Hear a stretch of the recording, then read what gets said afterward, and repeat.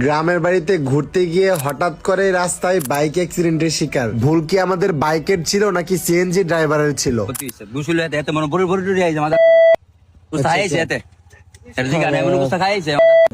আসসালামু আলাইকুম, কেমন আছেন সবাই? অনেক দিন পর কিন্তু আমি আমার দেশের বাড়ি ব্রাহ্মণবাড়িয়াতে ঘুরতে আসছি। এলাকায় আসার পর কিন্তু আমি আমার ভাই ব্রাদারদেরকে নিয়ে একটা বাইকের ট্যুর দিতে যাচ্ছি আজকে। আমার সাথে যাচ্ছে আমার বান্ধবী প্রিন্স ইমন, সরি বান্ধবী না বন্ধু।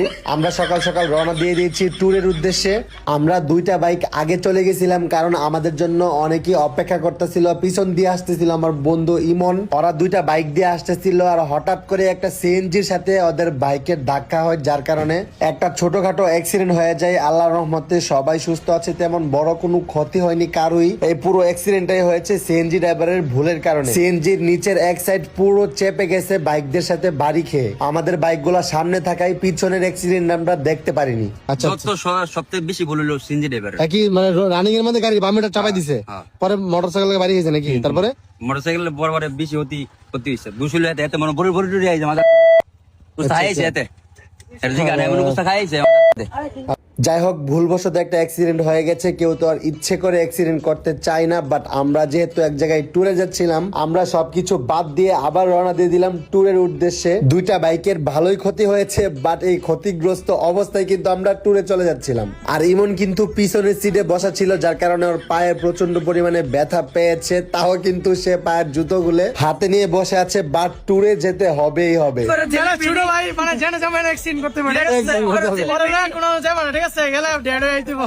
আমার জীবনে আমি যত জায়গায় গেছি অরলে গেলে সব জায়গায় অ্যাক্সিডেন্ট হয়। আরে যে কুবা মানে আমি ওর লগে যাইলে অ্যাক্সিডেন্ট করি, তার মানে কি ওর লগে যাইলে অ্যাক্সিডেন্ট করি? প্রাইভেট কারে গেছিলাম, গাড়ি লয়ে উল্টায় পড়ে গেছি।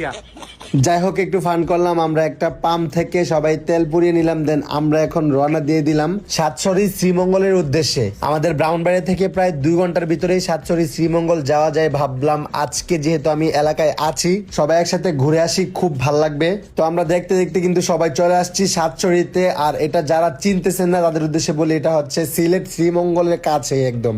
দুই সাইডে প্রাকৃতিক ভিউ, চা বাগান এবং মাঝখান দিয়ে রাস্তা, এত সুন্দর লাগে। খুবই একটা মন মুগ্ধকর টুরিস্ট প্লেস। সো সবাই এক জায়গায় স্টে করে, দেন সবাই ছবি তুলতেছে, ভিডিও করতেছে।